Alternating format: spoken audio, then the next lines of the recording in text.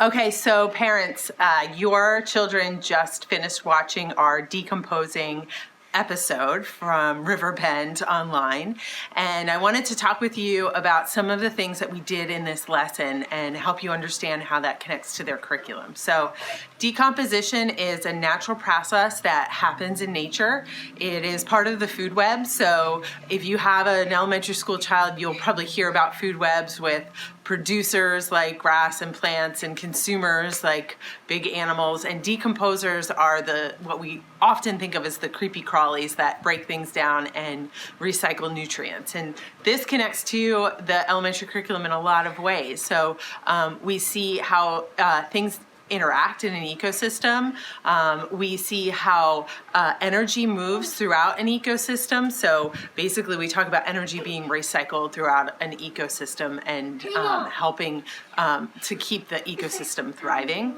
The other thing that we are focusing on throughout this series is science inquiry. And so we start by posing a question with the students about what do they think is happening to a rotting log that they find on the ground? How does that happen?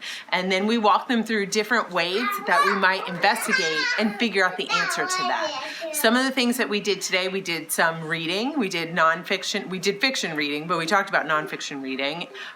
We did a scientific model, which was the vermicompost, and we did observation and we talked to experts. And so some ways that you can extend that are by setting up maybe an experiment if they want to look at how different household items might decompose at different rates. So an easy one is an apple or a piece of fruit that you can sit out on a windowsill or put in a Rubbermaid tub and have them observe that every day and understand what factors make that decompose faster or slower.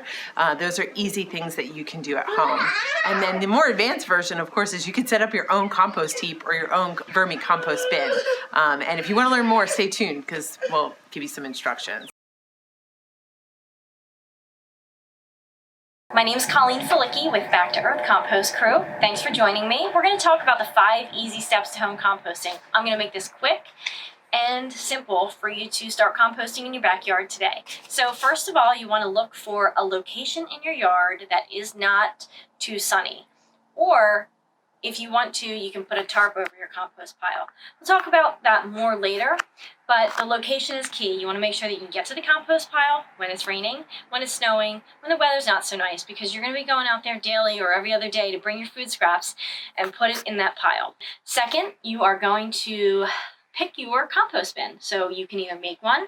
There's a great tutorial on YouTube about how to make a compost bin out of pallets. You just need 4 pallets, and go ahead and check that out.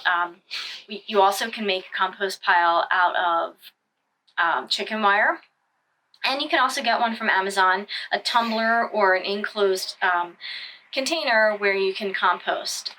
So there are a couple different ways that you can do it depending on your yard setup and that type of thing. So you kind of want to find a shady spot if you can, like I said. Number 3, you're going to add your components, your food waste or your grass clippings or your leaves. Food waste is considered your green, and your leaves and your straw and hay.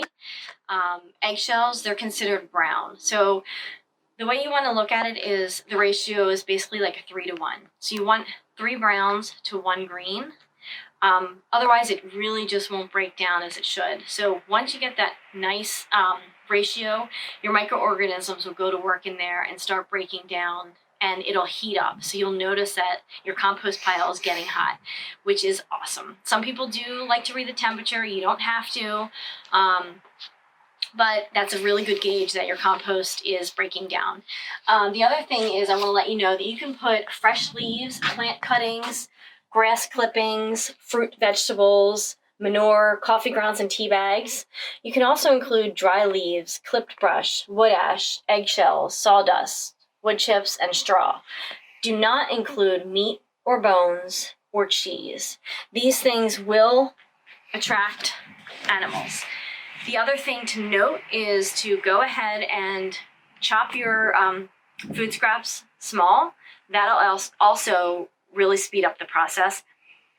And you want to go ahead and cover your food waste with leaves or straw once you put the food waste in there. So don't just dump the food waste in your pile and leave it there. That's probably not a good idea. Number 4, you're gonna go ahead and water and turn the compost pile. So you wanna make sure that it's damp like a sponge and that you turn it at least every other day. And you can use a pitchfork for that, or if you have an automatic, not automatic, but if you have a handle on your composter, that is what you're going to do to go ahead and turn it to get the oxygen in there. It's really important that the oxygen get in there. That's how the microorganisms are going to break down the food waste that's in there and create the compost. It'll start to heat up. Your compost pile will get hot.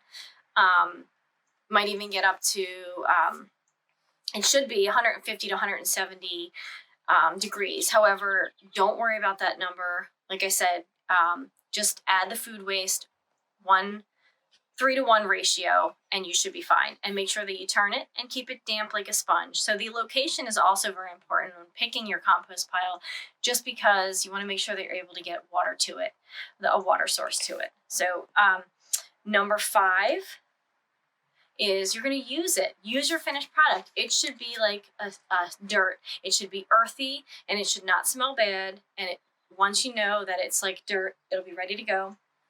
You can put it on your plants. You can put it around your flower gardens, anywhere you would put the soil, and it will really retain the moisture. You won't have to water it as much. There's great nutrients that are in there that won't be washed away. Just like if you would put a fertilizer, that could be washed away by the rain, but this will be in the soil. Typically 30 to 50% of the soil should be composed of compost, about 1/4 to 1/2 inch on top of the top dressing of the around the plant. So that's it for today. If you have any questions, feel free to email me at backtooearthcompost@gmail.com. We are on Facebook, Instagram, and also backtooearthcompost.com is our website. Thank you again for joining me, and I hope you'll start your compost pile today.